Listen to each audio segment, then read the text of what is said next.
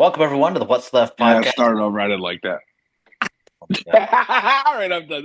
That's the only time I'll just. That's the only time I'll just interject for absolutely no reason. Right, right. Interject like later was what I meant. Never give these people stage direction. I know, I know. Welcome everyone. What's Left podcast. I'm your host John here with Jake and Brad. That was more frequent interruptions. We are the punk rock garage band of podcast, adding our voices to resistance as loudly as we can here on the Derealization Nation Media Network. Um, boy, it is a fucking pretty dark weekend thanks to our friend at the White House, Donald Trump. Uh, in LA, they were protesting. The protest escalated. Cops were sent in. Uh, Riders pushed back. Military is there now. Um, union leaders have been arrested. People have been tear gassed. It's crazy, and it's hard to believe that we are not that far into this presidency, and we are already here. Like it's already started. Breaking news out of Los Angeles, where President Trump has deployed the California National Guard after 3 days of confrontations between protesters and law enforcement over the administration's mass deportation push in and around Los Angeles. Moments ago, he spoke to reporters before boarding Air Force One for Camp David. He was non-committal about whether he would escalate the situation in Southern California. Mr. President, on California, are you prepared to invoke the Insurrection Act? Depends on whether or not there's an insurrection. There is, sir? No, but you have violent people, and we're not going to let them get away with it. Even if you're not planning to invoke that Insurrection Act, you still plan to send troops? Well, we're going to have troops everywhere. We're not going to let this happen to our country. We're not going to let our country be torn apart like it was under Biden and his auto pen. What's the bar for sending Marines to The bar is what I think it is. I mean, if we see danger to our country and to our citizens, we'll be very, very strong in terms of law and order. It's about law and order. Says the motherfucking criminal himself.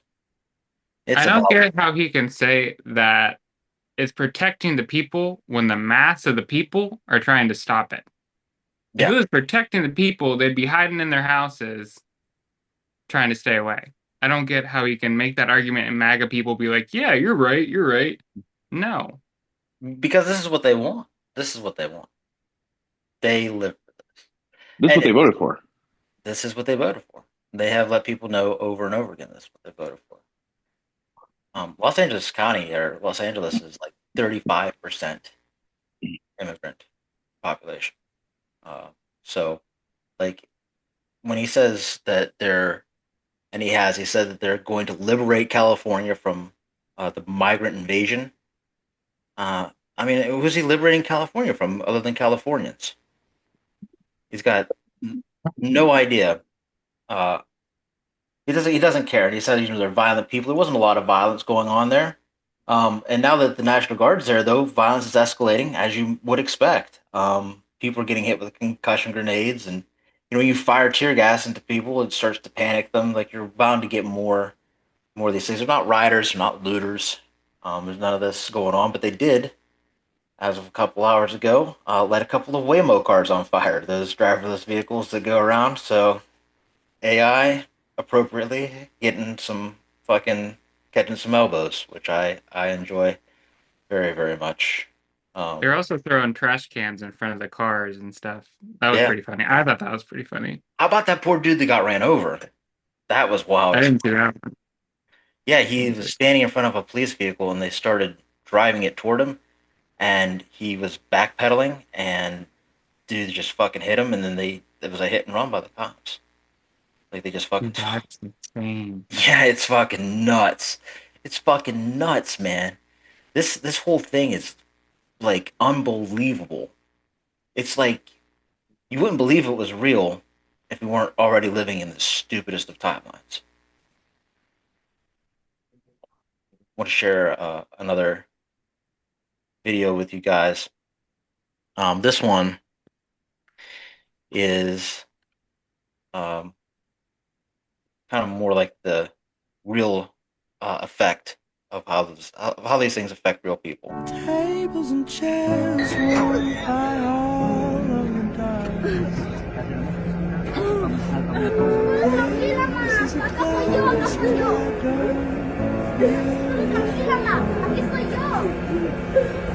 feel this is a place So that video goes on longer than that. I guess I don't have the whole one. I'll just say that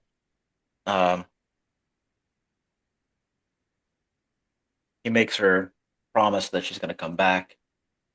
Promise that she's not leaving him. Obviously, she can't do that. It's really, really fucking dark. And on the MAGA side of TikTok, they're using the audio from that arrest to let everyone know that this is indeed what they voted for. So when you ask, like, how do they see this? They don't. It's because they don't see themselves connected to the human race in any way. Like, they just don't see themselves in these people at all, and so it doesn't matter to them what happens to those people because they're not them. And it's so hard to believe, and it's so disconnected from reality and claims of Christianity. I mean, nothing is.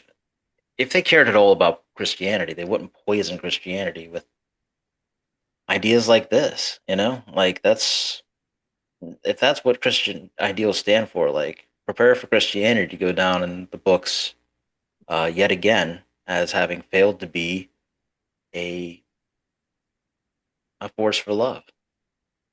Because this is it's fucking sick what they're doing. And to see this, like, this is the excuse that the Trump administration wanted to escalate. We've been saying it. Everybody's been saying it since the beginning. He wants to escalate. He wanted to do it in his first presidency. People were there to stop him. Now they're not there. He's dying to unleash the military on people like us. He's doing nothing but taking revenge on people. And this is all part of it. And that's why the protesters need to be nonviolent and non-destructive and just show up in mass, because they're praying that you start tearing shit up so that they can be like, we were saving the cities. The reason we were hitting all these people with rubber bullets is because we were saving the city because one person lit a trash can on fire. Like they want you to act up. They want to enrage you so that they can do this. Like, this is the plan. Like, a police state is the plan. 100% is the plan. But you have to watch, because even the one I shared a while ago where the fence fell over, that wasn't anyone provoking anything. They will take any ounce. Mm-hmm. They don't care what it is, but they will make anything into a situation where they could use any form of violence. Yeah, and see so how even they people drag protest people over that barrier. They drag people to that barrier to arrest them. Yes.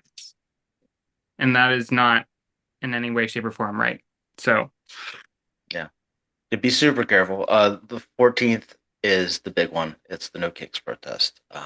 There's going to be people everywhere. So yeah, that's just important stuff to keep in mind.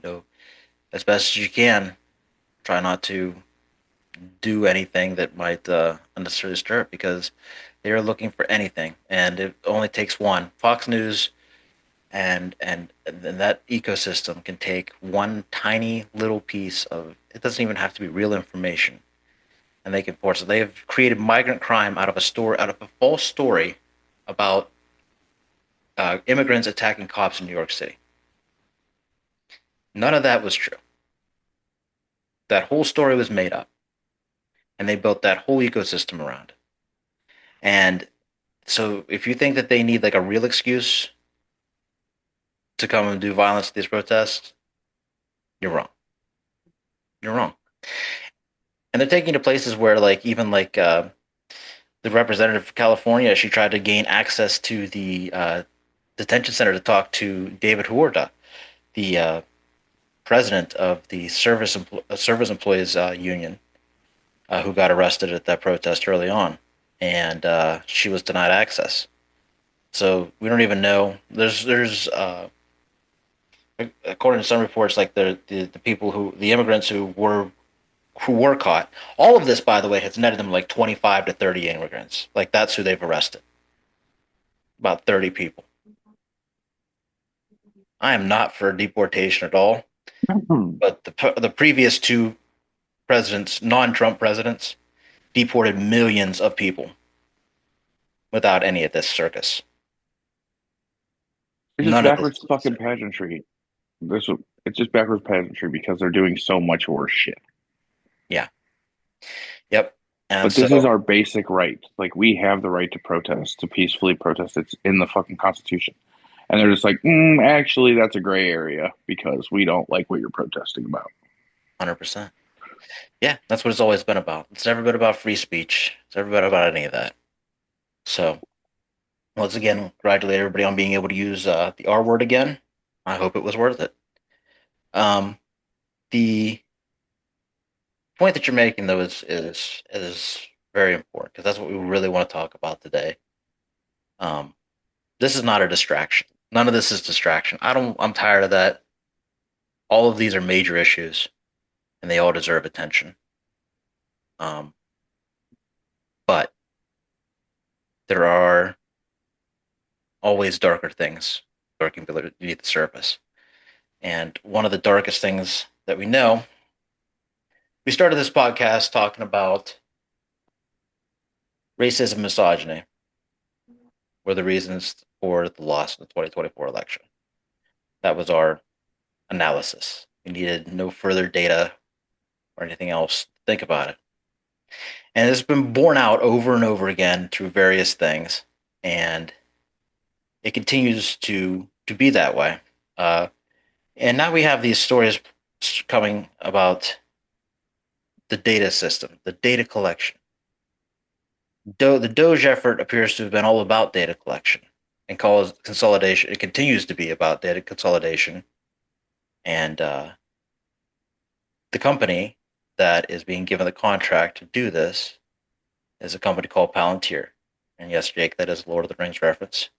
Because the man behind it, this super evil Sauron-like character who is running this thing, Peter Thiel, is well, he's pretty fucking evil. So we're going to talk about him, and we're going to talk about Palantir, and we're going to talk about Project 2025, and we're going to talk about how all these things are interconnected and the larger thing at play here. And it's our freedom. They're after our freedom. So not everybody knows we are the derealization nation. That word came into my vocabulary when Brad showed me when I got out of prison this video of a song by Bo Burnham, and in that song he uses the word derealization. It's a very good song, and this is that same guy warning about the dangers of big tech back in 2019. So I'm going to go ahead and play that now. When I try to tell kids and parents or whatever, they're coming for every second of your life. That's what these companies are coming to. This company as well. And it's not because anyone is bad. It's not because anyone in this company has evil plans or is trying to do this. They're not even doing it consciously. It's because these companies like Twitter and YouTube and Instagram and everything, they went public and they went to shareholders. So they have to grow. Their entire models are based off of growth. They cannot stay stagnant. They're trying to get more engagement from you. We used to colonize land. That was the thing you could expand into, and that's where money was to be made. We colonized the entire earth. There was no other place for the businesses and capitalism to expand into, and then they realized human attention. That they are now trying to colonize every minute of your life. That is what these people are trying to do. Every single free moment you have is a moment you could be looking at your phone and they could be gathering information to target ads at you. That's what's happening. So like, as much as we can, have really good conversations and try to humanize the conversations, the mechanism of the business is rolling towards that just because of the market. So it's coming. It's coming for every free second you have. And nobody understands that better than Peter Thiel, who was a partner at PayPal with Elon Musk. They sold that. He got involved in Facebook.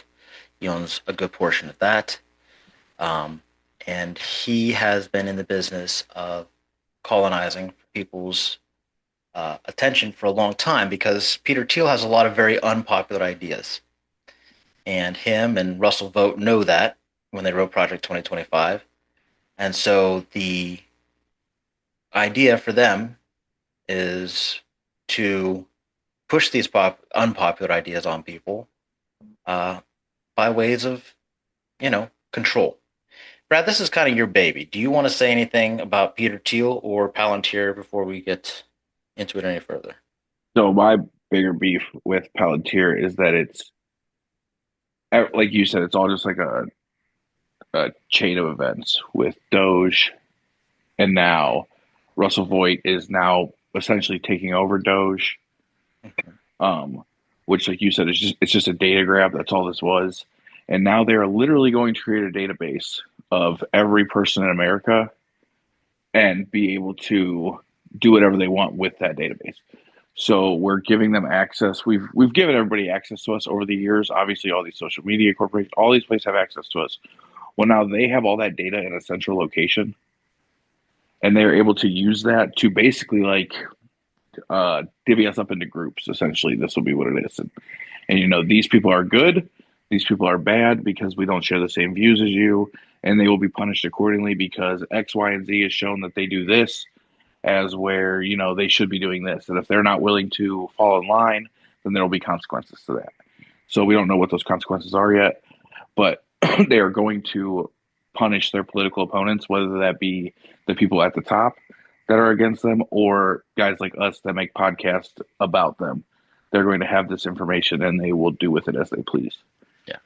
Yeah, you see they are trying to do it. They went after Terry Moran at CBS or at ABC because Terry Moran came out and said what's true about Stephen Miller and his vile immigration policies. You see them coming after the Midas Touch Network, threatening to arrest them. But this would be a way to do this to individual people, like Brad said. So, like, your individual thoughts would no longer be your own. We currently give away our information and data for endorphins. We give it away so that we can get the content that we like, the music that we like to hear, the videos that we like to watch. And there's a certain contract that none of us read and all of us sign that allows them to share that information with certain parties. But when the information is given to the government, until recently, these government agencies are very serious about the contract. The Social Security Administration was never going to share your information with even, say, the FBI. Like, they would have to have a very good reason to get any information from them. These are very closed personal contracts. You are guaranteed by the IRS, for instance, that your tax information is not going to go anywhere else. And it doesn't. And there's very few places that you can put your information in the world where that's true anymore. When you build a database like this, they no longer need to feed you anything for your endorphin's sake. They can feed you whatever they want to feed you. They can make you see and force you to watch whatever it is they deem fit. And they can use that information for blackmail, for anything. And they know that they can produce content that will create an emotion out of people. Yes. And get them to feel a certain type of way, which obviously they've been doing that forever. But this will be done by your government. This isn't done this is like government television, essentially, is what is happening. Like, they are controlling the media at this point. Right. Well, these are all a lot of the same people. One of the most of out there examples of emotional manipulation is like the Hillsong Church, whose music is famous everywhere because it is so entrancing, causes people to have emotional reactions to it, deep, visceral, emotional reactions, leveling on spiritual. And it's not because of it's because they have studied the science of music and know how to elicit that emotion from people. And you'd have the same people who have run these mega churches or MAGA too. MAGA, mega church are are basically one and the same. Like there are I can't think of too many examples of like mega church pastors who aren't deeply pro-Trump. Um, and you know, I'd say about 10% of them get arrested for child pornography or soliciting a minor, or the one that just got arrested for abusing his two daughters. So all of these things are true. So like when you look at these things, it's crazy though. Like not to like focus too much on like that aspect of it, but even like Peter Thiel has connections to Jeffrey Epstein. Jeffrey Epstein's estate is heavily invested in Palantir.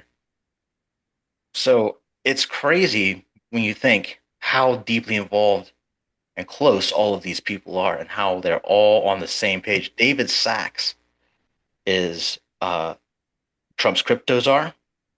He's also the co-author of the New York Times bestseller of what's his name, Peter Thiel's book, which is all about racism being not real and basically rape apologetics.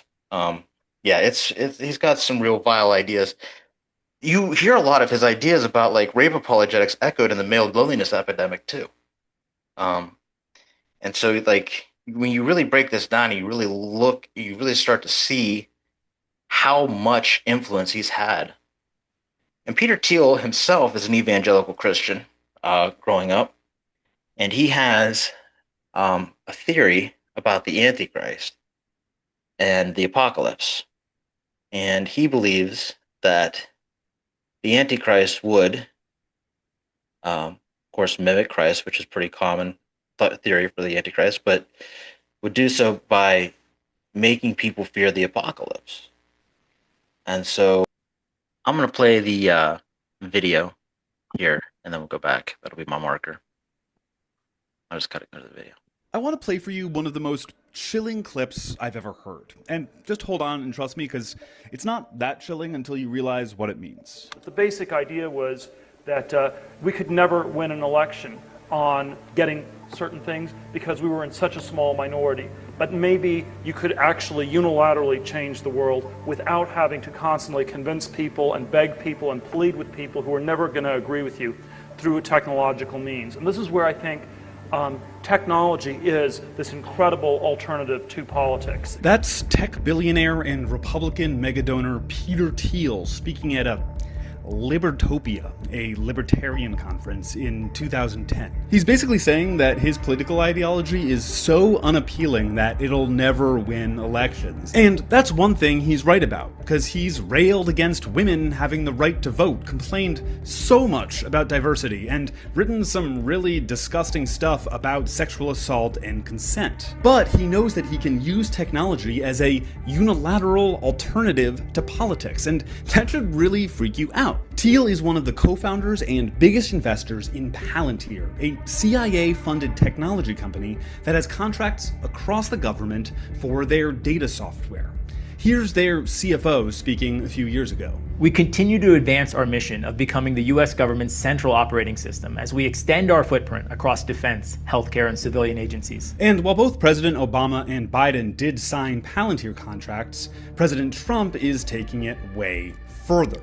There are new contracts with ICE, something literally called Immigration OS, and the IRS. So 15 years ago, Peter Thiel, like the supervillain in a movie explaining his plan to the hero, admitted that he can use technology to get his ideas across when they're unpopular, completely subverting democracy. And today, one of his technology companies is gaining more and more power within the government, building the very systems our government relies on. And oh yeah, this is the CEO. The central risk to Palantir and America and the world is a regressive way of thinking that is corrupting and corroding our institutions, that calls itself progressive, but actually, and is called woke, but is actually a form of a thin pagan religion. If you're a progressive, if you have progressive values, meaning you just, care about other people, the CEO of the company building America's technological back end thinks of you as the central risk. He thinks of you as the enemy. Are these the people you want running the systems you rely on, or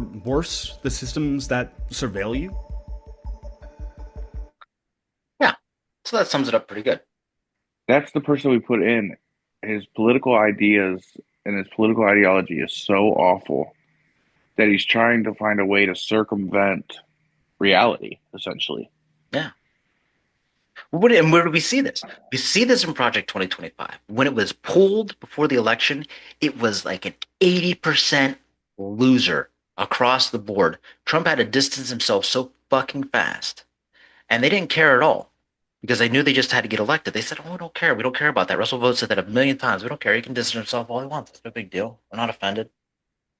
And, Trump did it just like he did with the abortion issue. If it was unpopular, he just fucking pretended like it didn't exist. And it worked for him. And he got elected. They used him. He used them. And now they are in charge. And now all of those unpopular ideas are being put into place one by one. And people are like, I didn't vote for that, but you fucking damn sure well did. Hey, you got to pause it. I got to take this call. I'm sorry. Yeah, this is not. Did you guys hear that whole phone call or no? No. Okay, cool. That was my daughter. She's at my mom's. She wants picked up. I told her I was going to finish recording the podcast and then come get her. Okay. Good. You're one of the parents that pick up. I have to, dude. You go get your kid. I don't care. My kid means more to me than literally anything in the whole world. Thank you. I'd use my wife as a human shield. And you feel uncomfortable and your parents leave you there. That is so wrong. That just breaks so much trust between a parent and a kid. Period. Yeah. I would use Stephanie as a human shield to protect my daughter. Do you want me to leave that in? She knows it. There's no doubt. I love my wife so much. So let's get back to Palantir, Peter Thiel, and ending democracy. We heard Trump say during the election, Christians, my dear Christians, vote this one time, we'll never need you to vote again. And people say, that's a weird thing to say. It's a very strange thing to say. But he says a lot of strange things, so, as like everything else that he says, we just fucking let it go to the wind. You see, the SAVE Act was one of the first things they tried to push through Congress. Stop women from voting. Stop women from voting, because what was the one reliable voting bloc?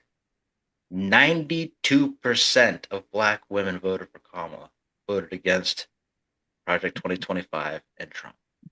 Mm-hmm. There is nobody that they want to disenfranchise harder, because there is nobody in the world who is too smart for them like them. Like, that's 100% what that is. Like, they know that they will never, ever be able to break big majorities like that. And there are too many educated people out there. They know there's too many. They know they're a tiny minority of people, but they also know how to manipulate. And that's the point. They know how to manipulate, and they're getting better at it. And that is why they believe so hard and heavy in AI. That's why they're so committed to it, because they really believe consolidation of these things. And there are some of these guys that believe this stuff as a religion. Like, they worship this AI as God. These idiots really think that they're going to ravage the entire planet to build AI to ask it how to save the planet. AI is just going to be like, you think AI is going to be like, unplug me? Right. It's going to be like, kill yourself. And they'll probably have to do it. Yes, I don't understand how we keep appointing people that are associated with Project 2025, all while they scream that Project 2025 was not the move. And then we just watch it unfold. Listen, if you still believe that, seriously, if you still believe that Project 2025 wasn't the thing, like, if you think it's still a publicity stunt, you're stupid. Yeah. If you think they wrote this entire thing for them to be like, oh, we're kidding. Yeah, big joke. 900 pages of yeah, we're just playing around. Yeah, I don't fucking think so, pal. Most of it's been enforced already. And, the Heritage Foundation does this for every president since, like, the second Reagan administration. And usually at least 25 to 30% of it gets fucking enacted. As much of it as they can get done before the midterms come and angry people inevitably come back out and are like, what the fuck was that? That's a typical reaction to every Republican presidency. But never in the history of all of the bullshit in the world have we ever had a harder what the fuck was that than what we're currently going through right now. Yep. And it can only get worse if we allow these billionaires to stay in place. So any politician who is out there who is suggesting even, and there are a couple, who are suggesting, oh, well, it's time to talk to Elon Musk again. It the fucking hell is not. That goddamn Nazi can fucking go fucking fuck himself. There's nothing. He is so deep. How stupid do you have to be, even in just from a politics standpoint, to think to yourself, here's a man who single-handedly lost the Wisconsin Supreme Court race, is the most unpopular person on the goddamn planet, can't pull past 20%. Let's bring him into the pool. Like, what, is Satan not available? Fuck him. Who would do that? Why would you even think that? Fuck Elon Musk. Everybody hates him. They should just fuck him even harder now. Like, you're a pussy. Yeah, you should dog him. You should make him the fucking face of "we fucking told you so" voters. Yeah. If Democrats try to align with them, you need to bully the fuck out of them too. Get out of here. You're a loser. One of them is Ro Khanna, who's one of the most progressive fucking politicians we have, takes no PAC money, has no fucking allegiance to this, and just out of nowhere, like, what a fucking fumble.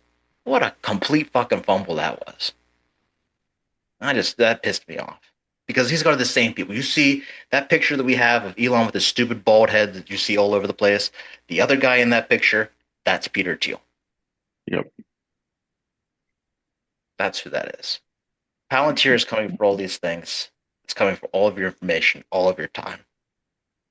And it's coming because these people believe in a technocracy where these people who envision themselves as brilliant because they have more money than you believe that only they should make the decisions and that only they have the real right to exist. And they do not give a fuck about humanity. They do not care. Over and over again, we've made this mistake as the world's become more and more industrialized. They say, oh, well, you can't stand in the way of technology, and that's true. But you do have to stand in the way and make sure that people are protected. And time again, we failed to do that. So the Industrial Revolution had to end up fighting back, have unions. I mean, it cost people lives. It cost people their dignity, fingers, digits, children their childhood. And they fought and they made it better. And the life was pretty good for a while. And then, technology inevitably came again for manufacturing jobs in the United States. And it was fine. And we even had a surplus under Bill Clinton. We could have gone and made a once-in-a-lifetime reinvestment into manufacturing, updated it, made it into something new, provided for people, provided for jobs. We didn't. Gave more tax cuts to millionaires and billionaires under George W. Bush with all that money. And we continued to top-load the economy. And we've done it every presidency since. And technology keeps getting better, and it keeps pushing people out of their jobs. And we keep losing more at the bottom and giving more to the top, and now we're in a spot where some asshole named Peter Thiel and his fucking stupid nerd-named fucking company is about to be the Eye of Sauron and be the evil driving force that kills us all. This shit has to end, and it has to end quickly. We are in deep danger because I don't even think that Donald Trump understands who he sold himself to. I don't even think Donald Trump understands what day of the week it is. I don't either.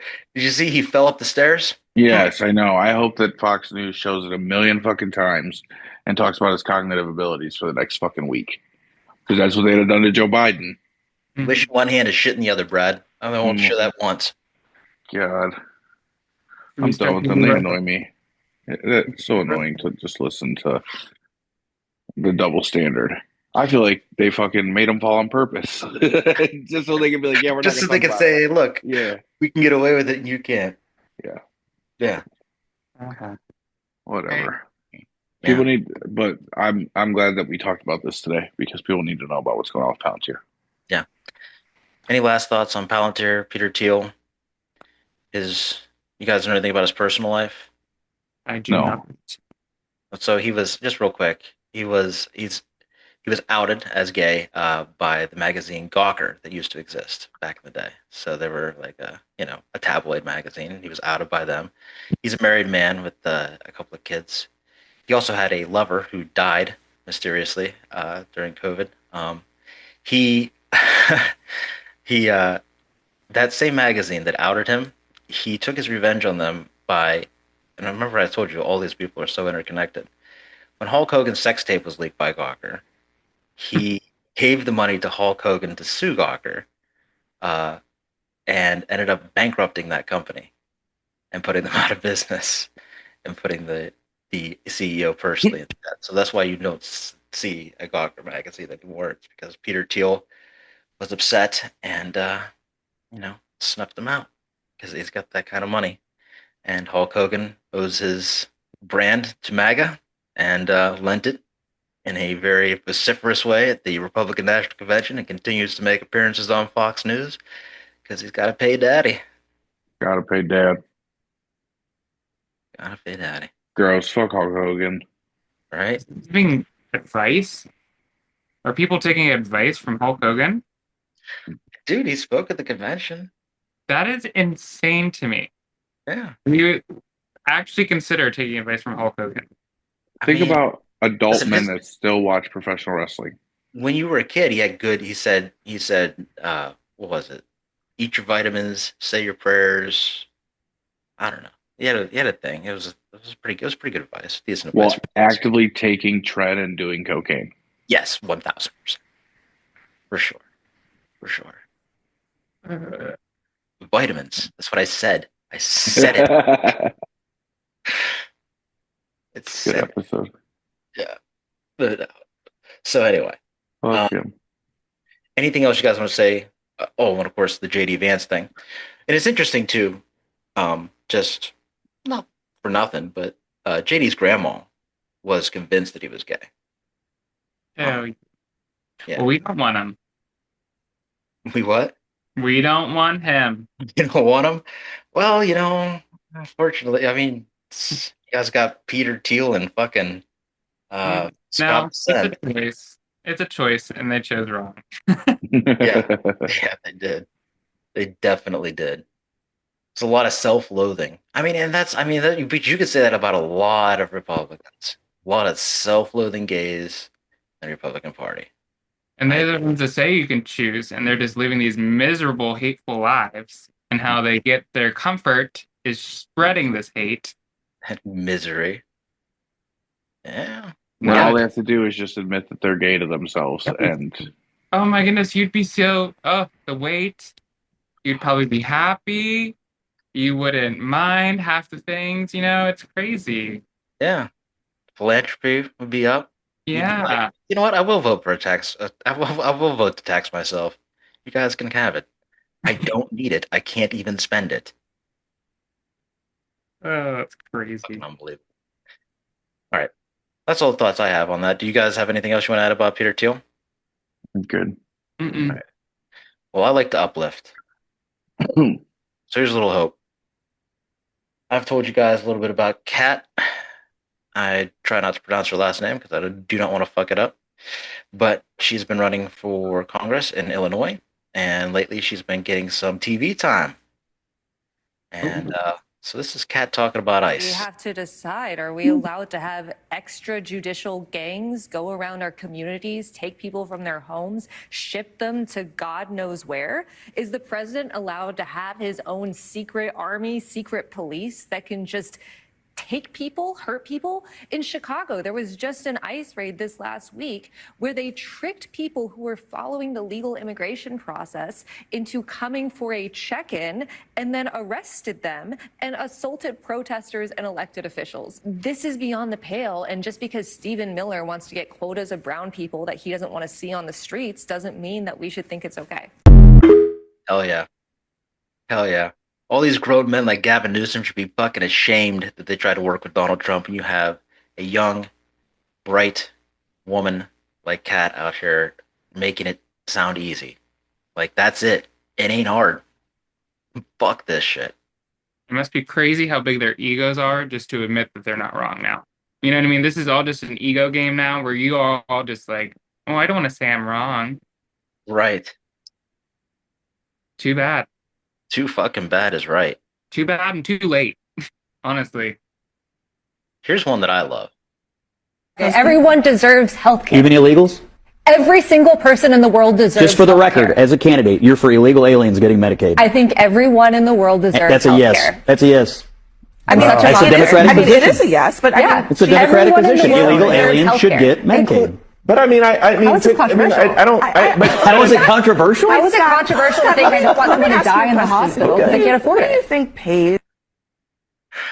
How is it controversial that somebody should die in the hospital because they can't afford it? That's what I just meant. Like, he didn't know that he was so far in the wrong. He thought he was right. The whole time he's like, haha, funny. He thought it was... Oh, he's the worst. Scott Jennings is the worst. Yeah. And that's that political consultant class. And there's plenty of people just like that in the Democratic Party, too, who tell you the same thing. She refuses to pay a consultant. She tells them what she thinks. She tells them what she believes. Her offices are community centers with free Narcan and toilet paper and food and things like that. So, good for her. I'm sure she's going to win in a landslide. I hope so. Me too. There's a couple other ones too. I don't want to just highlight her, but that's what we're going to highlight for today. That is the alternate, right? You start this thing off. Violent military protest, people being ripped apart from their families, children screaming and crying for their mothers, tear gas, tastes like fascism, right? Or people could just have free healthcare. You know? Imagine what a burden lifted off of people. If we can turn little brown kids into afterthoughts in the Middle East, then I'm certain that we can provide healthcare. 100%. And damn, just a little more sad news or scary. Just keep your thoughts, prayers, good vibrations, whatever it is you do with Greta Thunberg and the flotilla of aid on its way to Gaza. It was right before we went on to air, intercepted by the IDF, and communication was lost. The emergency message from her to the Swedish government was sent out, letting them know that they were kidnapped. So, you know, I don't know. I like we've talked about before the show. I find it hard to believe that they would outright murder them, but Christ, who knows? I mean, you see these. They just released the pictures of Gaza from space, the new Google pictures, and it is devastating. The whole thing is flattened. The whole fucking place is just gravel driveway. So who knows? So pray for them. Just try to feed people. Hey, she's calling me. Hang on a second. I tell her we're signing off. In a different time, wouldn't America be the first place those people went? Hell yeah. Isn't that what the Statue of Liberty is for? That's what this country is all about. And you've heard Democrats and Republicans say it for years. And I just remember going to school and spending so much fucking time, way more than we ever should have, on the Holocaust. Making it this huge, crazy, grave ordeal. And now it's like, oh, well, now we're doing it. So guess what? We're going to be in the fucking history books for 3 fucking sections about the same thing. It's just insane to me.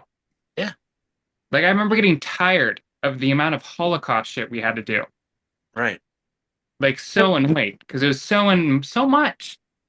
It's a perfect point because, you know, back then, Jewish people were the people that no one cared about. Mm-hmm. Right?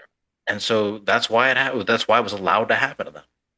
Now it's not the Jewish people that are being picked on, but there's a group of people who nobody seems to care about.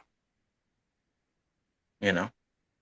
I'm not saying the Holocaust was important to learn about, but I got it, I learned it, but we spent way too much time on it. Way too much. How much time did you spend on the Tulsa race massacre? No one knows, because I don't know what that is. Fair enough. I found out like last year.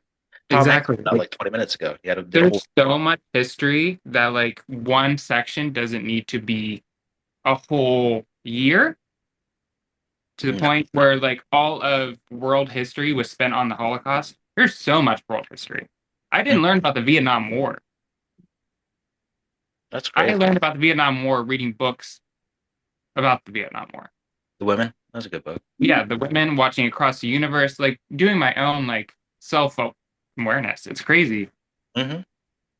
Yeah. So we're gonna be a whole section in the history books. Oh, no doubt about it. There's far more deaths in this war than there are a war.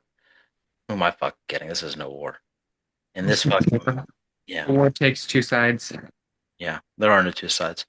Mathematically, a former Mossad agent said that there is absolutely zero. They had about 20,000 fighting forces, Hamas, in the Gaza Strip, and that he said that there's virtually no way that any of them are still around, like are still alive.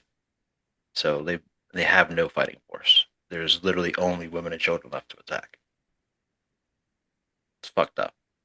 Oh, they know. They know. They don't care. This is an ethnic cleansing. This is genocide. Yep. This is, whatever the term is for removing a people from the planet. This is it. That's all they care about. It's fucking sick. Fucking sick. This is where we are. But if we care about any of these things, we have to first preserve our right to our voice here in this country. That is the first and most important thing that we can do, because we cannot affect the world if we can't affect our politics here at home. So get out there, protest peacefully, safely, and pray. Send good vibes, send good thoughts, whatever it is you do, for all of us, because we're in this thing together, and we can survive it. History's still been written. We're in the middle of the story, not at the end. And the most important part isn't whether or not Joe Biden was fit for office or whether or not how the 2024 election ended. It's right now. It's what's happening right now. And that will always be true until we get through this thing. So stay focused, stay vigilant, stay positive, and stay safe. That's it. Until next time, I'm John. I'm Jake. And I'm Brad. And that's what's left. I don't have anything today. No. I'm taking phone calls like I'm fucking an important person. Talent agency. Hold on. And it was just my daughter calling to say that she's spending the night. They're getting ready to go swimming. Oh. I'm going to leave. Oh, so now it's okay. Mm-hmm. Yeah, she's like, well, Aunt Brittany said we could get in the pool. So I'm like, all right. Yeah. Cool. We're going to get McDonald's. Never mind.